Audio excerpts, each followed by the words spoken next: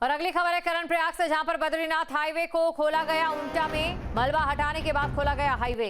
पहाड़ी से मलबा आने के बाद बंद किया गया था हाईवे। चमोली के डीएम के निर्देश पर हटाया गया मलबा। कर्णप्रयाग से खबर, बद्रीनाथ हाईवे को खोल दिया गया है। आपको ये जानकारी दे दें कि यहां पर पहाड़ से मलबा आ गया था, जिसके बाद यहां पर मलबा हटाने का काम शुरू हुआ और अब जाकर यहां पर यातायात सुचारू रूप से शुरू हो चुका है।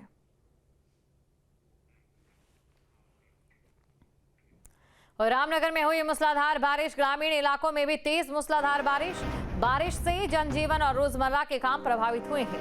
तेज बारिश से कई जगहों पर जलभराव के हालात भी हैं। तो रामनगर में मूसलाधार बारिश हुई है। ये बड़ी खबर रामनगर में, जहां मूसलाधार बारिश हुई। ग्रामीण इलाकों में भी तेज मूसलाधार बारिश हुई है। यहाँ ग्रामीण इलाकों में भी तेज मूसलाधार बारिश हुई है। बारिश से जनजीवन और रोजमर्रा के काम प्रभावित। आपदा और बारिश को लेकर सरकार तो अलर्ट जारी करती है, लेकिन लोग अलर्ट नहीं रहते। उत्तराखंड जैसे पर्वतीय राज्यों में जब बारिश और आपदाओं का सिलसिला चल रहा हो, तब भी लोग नदी में नहाने के लिए जुटे हैं। ये देहरादून के ऊपर टिहरी जिले से आने वाली सौंग नदी है और यहाँ नहाने वालों की भीड़ आपको दिखा रहे हैं। आप देख सकते हैं, जहाँ एक तरफ प्रशासन की ओर से अलर्ट जारी किया गया, वहीं काफी संख्या में लोग यहाँ पर पहुंचे हैं नहाने के लिए। और ऐसे में अगर कोई हादसा हो जाता है तो सबसे पहली जो उंगली है किसी और पर नहीं बल्कि प्रशासन पर उठाई जाती है, जबकि प्रशासन ने अपना दायित्व पूरा किया है, लेकिन लापरवाही बरतने वाले यहाँ पर कोई और नहीं, आम जनता है।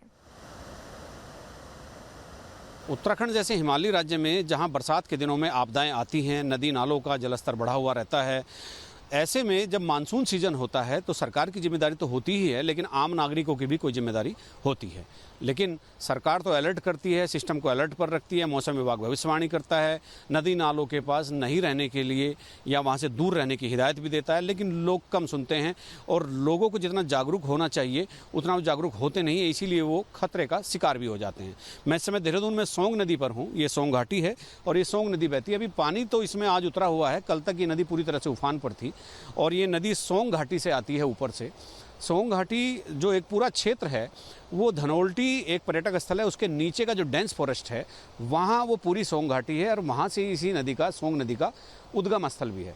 तो लोग कितने गैर जिम्मेदार मूसलाधार बारिश के दौरान, मानसून के दौरान हो जाते हैं। यहाँ इस नदी में देखिए, ये कोई वक्त भी नहीं है, इतनी गर्मी भी नहीं है, लेकिन लोग यहाँ पर्यटन के लिए आए हैं। महिला भी हैं, पुरुष भी हैं, बच्चे भी हैं और बहुत ज़बरदस्त तरीके से यहाँ लोग स्नान कर रहे हैं, नदी में डुबकी लगा रहे हैं। और ये सौंग घाटी का इतिहास रहा है कि यहाँ अचानक से बादल फटते हैं और नदी का जलस्तर एकदम बढ़ता है और यहाँ कैजुअल्टी भी बहुत हुई हैं, लैंडस्लाइड भी बहुत हुए हैं, लेकिन लोग जागरूक होने के लिए तैयार नहीं है या फिर वो मानने को तैयार नहीं। जागरूक तो हैं, तो सरकार की ही सारी जिम्मेदारी नहीं होती, लोगों की भी जिम्मेदारी होती है। और अगर यहाँ महिला, पुरुष, बच्चे सब यहाँ पर इस तरह से स्नान कर रहे हैं, आपदा का सीजन चल रहा है, पूरे पर्वतीय क्षेत्र में उत्तराखंड में लैंडस्लाइड से लेकर मूसलाधार बारिश से लोग बेहाल हैं, जिंदगी बिल्कुल बदहाल हो रखी है और यहाँ नदी में लोग स्नान कर रहे हैं। और मैंने जैसा बताया कि सौंग घाटी का इतिहास रहा है कि यहाँ पर अचानक बादल फटते हैं और बड़े हादसे हो जाते हैं, लेकिन लोग मानने को तैयार नहीं हैं। अपने सहयोग कैमरामैन सोनी कुमार के साथ न्यूज स्टेट के लिए देहरादून से अजीत सिंह राठी। और मौसम विभाग ने राज्य में 7 जुलाई तक ऑरेंज अलर्ट जारी किया है। इसका मतलब है कि 7 जुलाई तक मूसलाधार बारिश से राहत नहीं मिलने वाली है। मौसम के प्रभावों और पहाड़ों में हो रही घटनाओं की ज्यादा जानकारी दे रहे हैं न्यूज स्टेट संवाददाता अजीत सिंह राठी। मौसम विभाग ने भविष्यवाणी की है कि उत्तराखंड में अगली 7 जुलाई तक ऑरेंज अलर्ट जारी रहेगा, यानी मूसलाधार बारिश होगी और ये भीषण बारिश लगातार नुकसान पहुंचा रही है। पिछले एक पखवाड़े से हम देख रहे हैं कि सोनप्रयाग से आगे मनकुटिया के पास लगातार केदारनाथ की यात्रा बाधित हो रही है। यमुना घाटी जाते हुए, यमुनोत्री की यात्रा पर जाते हुए बड़े लैंडस्लाइड हो चुके हैं, बड़ी घटनाएं हो चुकी हैं। इसके अलावा बद्रीनाथ यात्रा मार्ग पर पीपलकोटी से आगे लगातार बद्रीनाथ तक लैंडस्लाइड हो रहे हैं, यात्रा प्रभावित हो रही है। कल सोनप्रयाग से आगे जो पैदल यात्रा मार्ग था उसको अस्थायी तौर पर रोक देना पड़ा। इसके साथ ही आप देहरादून से लेकर के और बागेश्वर, अल्मोड़ा और धारचूला तक आप देख सकते हैं तमाम ऐसी घटनाएं हुई जिन्होंने मौसम की वजह से बड़ा जानमाल का नुकसान हुआ है। आदि कैलाश यात्रा की हम बात करते हैं, लगातार यात्रा रुक रही है, लैंडस्लाइड हो जा रहा है और एक दिन, 2 दिन उसको खुलने में लग जा रहे हैं। तो इसीलिए अगली 7 जुलाई तक लोगों को सावधान रहने के लिए और नदी नालों से दूर रहने की हिदायत दी गई है। अपने सहयोग कैमरामैन सोनी कुमार के साथ न्यूज स्टेट के लिए देहरादून से अजीत सिंह राठी। उत्तरकाशी में बारिश का सितम जारी है। उफान पर गंगा और यमुना नदियां खतरे के निशान से महज 50 सेंटीमीटर नीचे बह रही है यमुना नदी।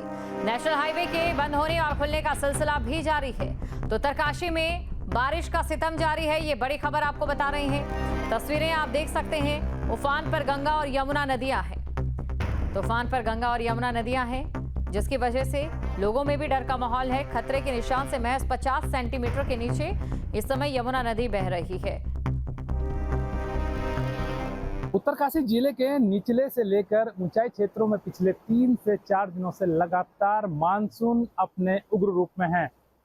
यमुना हो या गंगा नदी, इसके साथ ही टॉन्स नदी भी अपने रौद्र रूप में बह रही है। गंगोत्री धाम की बात करें तो नेताला, हिना और ये तमाम ऐसी जगह है जहां लगातार रात को बारिश के बाद बंद हो जाता है, तो सुबह को खोलने की इसकी कार्रवाई शुरू हो जाती है। फिलहाल गंगोत्री राष्ट्रीय राजमार्ग में बीआरओ मार्ग खोलने का कार्य कर रही है। इसके साथ ही भटवाड़ी, गंगनानी, ये तमाम ऐसी जगह हैं जहां श्रद्धालुओं को सुरक्षित स्टे कराया जा रहा है। मार्ग खुलेगा, इसी के बाद ही उनको आवाजाही कराई जाएगी। अगर बात करें यमुनोत्री राष्ट्रीय राजमार्ग की, तो आज छठे दिन भी यमुनोत्री राष्ट्रीय राजमार्ग वाहनों के लिहाज से सिलाई बैंड से पूरी तरीके से बंद है।